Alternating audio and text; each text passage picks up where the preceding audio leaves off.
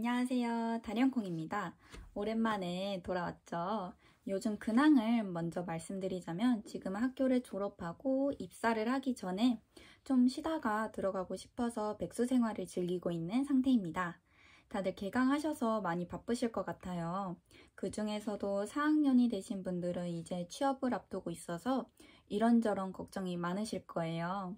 그래서 고민 끝에 큰 도움을 드리지는 못하지만 누군가에게 조금이나마 작은 도움이 되었으면 좋겠어서 영상을 만들게 되었습니다.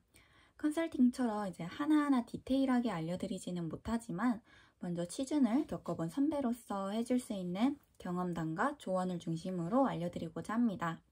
저의 주관적인 생각이 담겨있는 영상이다 보니까 그냥 친한 언니가 하는 이야기다 라고 생각하시고 편안하게 들어주시면 감사하겠습니다. 먼저 오늘의 내용은 취업 준비 기간부터 본격적으로 돌입하게 되는 시기 순서대로 설명하도록 할게요.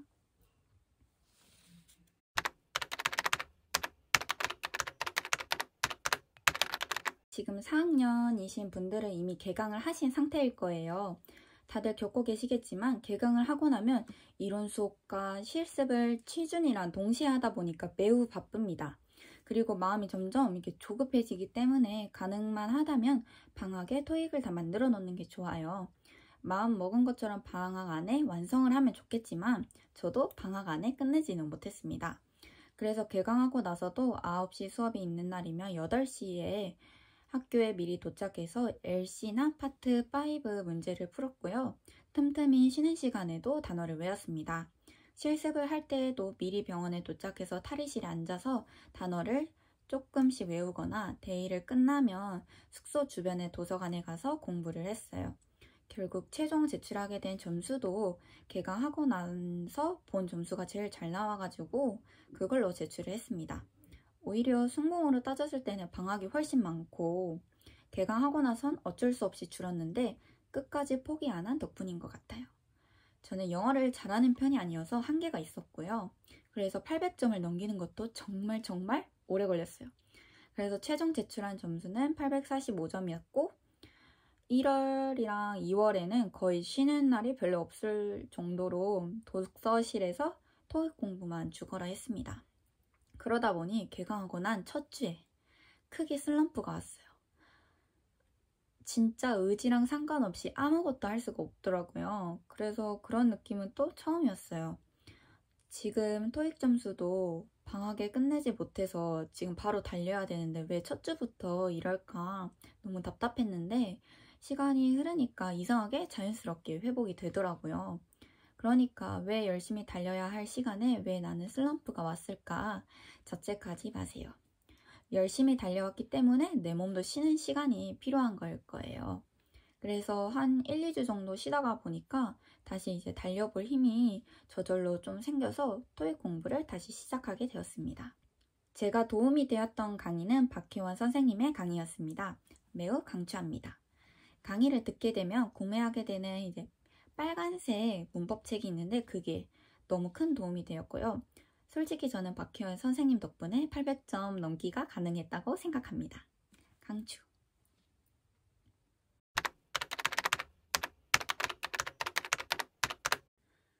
처음에 자소서를 작성할 때에는 어떻게 작성을 해야 되나 이제 막막한데요. 홍지문 자소서 책을 한번 읽어보시는 것을 추천드립니다. 그리고 가장 도움이 되었던 건 무료로 학교에서 지원해주는 취업과 관련된 컨설턴트 프로그램을 이용하는 거였는데요. 제가 먼저 자소서를 작성을 하고 선생님께 드리면 이제 꼼꼼하게 참석을 해주시는데요. 어느 부분을 고치면 좋고 오히려 이 부분은 더 강조하면 좋을 것 같다. 아니면 문장 흐름이 어색한 부분을 알려주시는 등 방향을 잘 잡아주셔서 너무 좋았어요. 그래서 자기가 다니고 있는 학교에 취업과 관련된 첨삭 프로그램이 있는지 한번 확인해 보시고 이용해 보시는 것을 추천드립니다.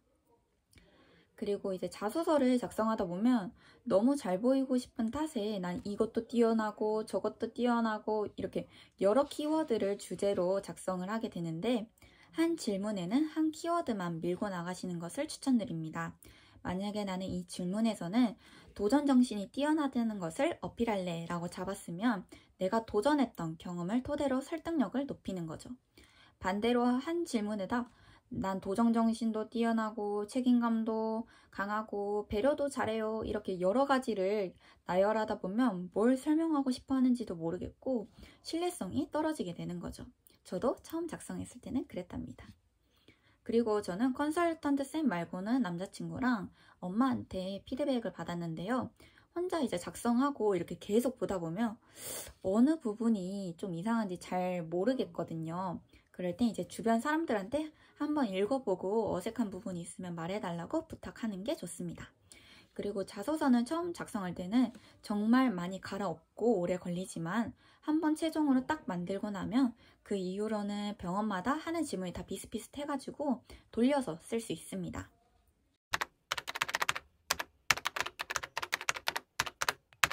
토익도 끝내고 자소서도 작성하고 바쁘게 살다 보면 어느덧 뿅 하고 병원 공고가 올라오게 됩니다. 그러면 이제 지원서를 작성해야겠죠? 저는 여러 병원에 지원을 하다 보니까 지원서를 작성할 때 항상 작성하게 되는 그 필요한 것들을 따로 모아두는 게 필요하다고 생각했어요. 지원할 때마다 계속 찾아야 되면은 엄청 오래 걸리거든요. 그러면 뭘 정리하면 좋냐? 첫 번째 한자 이름, 두 번째 고등학교, 대학교 다닌 시간, 세 번째 BLS, 칼스 취득 날짜, 네 번째 토익 취득 날짜, 다섯 번째 동아리 대외활동 기간 등 이런 것들을 따로 여긴가? 이것들을 따로 모아두면 나중에 작성하기가 편하실 거예요. 그리고 병원마다 공고 뜨는 날이 다르기 때문에 잘 확인해야 되는데요. 확인하는데 도움을 받았던 건 드림널스 단독방에 들어간 것이었어요. 드림널스 단독방에 들어가면 드림널스 선생님께서 어느 병원이 현재 공고가 떴는지 계속 최신으로 알려주셨거든요. 그래서 이제 바로바로 알 수 있어서 너무 좋았던 것 같아요. 그래도 혹시나 자신이 원하는 병원이 단독방에 올라오지 않을 수도 있으니까 개인적으로 챙기는 게 좋겠죠? 단독방은 이제 참고용으로 이용해 주시면 좋을 것 같아요.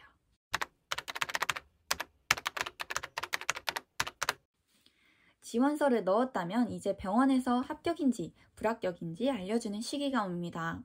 저도 이번에 진짜 너무 불취업이어가지고 셀 수 없는 만큼 불합격이라는 글씨를 정말 많이 봤는데요. 그만큼 지원을 많이 했고요. 자소서 질문이 그 병원만의 독특한 질문이 아니라면 웬만하면 다 지원했습니다. 왜냐면 4년 동안 노력한 만큼 이제 내가 원하던 병원에 가면 좋겠지만 내가 원한다고 해서 다 이루어지는 게 아니잖아요. 물론 이룬 사람들도 있겠지만요. 그러니까 이제 공고가 떴을 당시에는 내가 목표로 두고 있지 않았던, 바라지 않았던 병원이더라도 넣는 것을 추천드려요. 예를 들어서 이제 쉽게 설명을 하자면 취업 준비 극초 시기에는 내가 이만큼 노력했고 이 정도 스펙이니까 이 정도 병원은 들어가겠지 하고 아래 순위에 있는 병원은 보지 않아요. 근데 취업 시기가 길고 길어지면서 그걸 깨달았어요. 아, 내가 바라지 않았던 아래에 있던 병원들도 결코 쉬운 병원이 아니었고 높은 병원이었구나 라는 걸 깨닫게 됩니다. 근데 그걸 늦게 깨달으면 이미 공고는 지나서 이제 넣을 수도 없고 후회할 수 있어요. 그러니까 공고가 나왔을 때 내가 바라지 않았던 병원이다 하더라도 나중에 내 마음이 언제 바뀔지 모르니까 일단 넣어보는 것을 추천드립니다. 서류 합격이 되었다면 이제 면접 준비를 해야겠죠? 면접 준비할 때 가장 많이 봤던 건 초록이입니다. 초록이 성인이랑 기본은 그냥 질문만 보면 바로 툭 하고 랩할 수 있는 정도로 외웠어요. 처음에는 잘 외워지지 않아도 이제 계속 하다 보면 그냥 질문만 들으면 랩하는 자신을 볼 수 있습니다. 처음에만 오래 걸리는 거지 점차 속도는 빨라질 수 있는 거니까 왜 이리 안 외워지나 너무 걱정하고 답답해하지 않으셔도 됩니다. 면접 준비는 자기 스타일에 맞춰서 하면 될 것 같아요. 친구랑 같이 준비해도 좋고 혼자가 좋다 싶으면 혼자 준비해도 괜찮은 것 같아요. 친구랑 했을 때의 장점은 내가 면접 볼 때 어떤 습관이 있고 답변 길이가 어느 정도가 적당한지 알 수 있고요. 혼자 준비하면은 만나려고 이제 왔다 갔다 하지 않아도 되니까 효율성이 좋고요. 그러면 혼자 연습할 때에는 어떻게 연습했는지 알려드릴게요. 먼저 PPT 프레젠테이션을 켜고 한 페이지에 한 질문씩 적는 거예요. 그러고 나서 이제 그 질문을 보고 그 답변을 입 밖으로 뱉어보면서 말해보는 거예요. 예를 들어서 ABGA 풀텀이 뭐고 설명해보세요. 이렇게 질문이 있었다면 그 질문을 보고 혼자 대답하고 대답을 다 했다 싶으면 그 다음 슬라이드로 넘겨서 그 다음 질문을 보고 대답하고 그리고 또 넘기고 이렇게 연습하는 겁니다. 그리고 병원 기출 질문에 대한 답변도 작성하고 나면 이것도 똑같은 방법으로 PPT 만들어서 연습할 수 있습니다. 기출 질문에 대한 대답은 3-4줄 정도가 적당한 것 같아요. 이건 저의 개인적인 생각입니다. 처음에는 기출 질문이 보면서 왜 이렇게 많은 거야 하고 깝깝하다 이렇게 생각하실 수 있는데 이것도 처음에만 오래 걸리고 보통 병원들이 질문이 다 비슷비슷해서 이것도 대답을 돌려 쓸 수 있습니다. 그리고 완성된 자소서를 기반으로 예상 질문을 만들어 보는 게 좋아요. 자소서 예상 질문을 만들어서 답변까지 준비해 두었다면 이제 면접 때 면접관이 자소서를 보고 질문하신 게 아니어도 비슷한 질문이 나와서 써먹을 수 있거든요. 저는 자소서에 스트레스를 어떻게 해소를 하냐라는 질문에 요리로 취미를 썼거든요. 그래서 그때 예상 질문을 만들어서 혹시나 그럼 어떤 요리를 잘하냐고 또 물어볼 수도 있겠다 생각해서 준비를 했거든요. 근데 다른 병원 면접을 보러 갔을 때 취미가 뭐냐고 물어봐서 요리라고 했다가 잘하는 요리가 뭐냐고 물어보셔가지고 딱 대답할 수 있었습니다. 그러니까 자소서 예상 질문 만들어 보기, 그리고 자소서든 병원 기출 질문이든 답변 준비하고 나서도 그 답변에 대한 꼬리 질문까지 만들어서 준비하면 임기응변 할 수 있습니다. 제가 생각했을 때 자기소개하는 건 긴장을 푸는 시간이라고 생각하는데요. 여기서 자신을 잘 어필하면 좋기는 한데 지금 생각해보면 무난무난하게 가는 것도 괜찮은 것 같아요. 자기소개를 이제 너무 길게 하면 면접관이 듣다가 좀 지루해 하실 수도 있어요. 그러면 그 지루해 하시는 모습을 보고 제가 당황을 해서 빨리 끝내려고 이제 뒷말은 빨라질 수 있거든요. 그러니까 적당한 길이로 준비하는 것을 추천드려요. 한 문장이 너무 짧지도 않고 그래도 어느 정도는 길게 갖춰진 한 4줄 정도가 적당한 것 같아요. 보통 자기소개 해달라고 하시면 지원 동기가 포함된 자기소개를 하라 하시거나 그냥 자기가 준비해온 자기소개를 해보세요 라고 하시더라고요.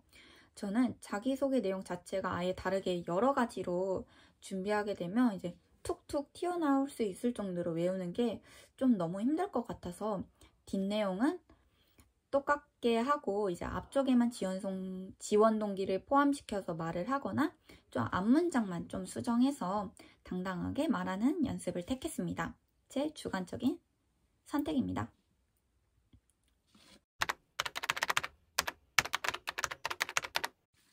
올해는 제가 취업을 했던 작년이랑 좀 다를 수도 있긴 한데 저의 경험담을 풀어보려고 해요.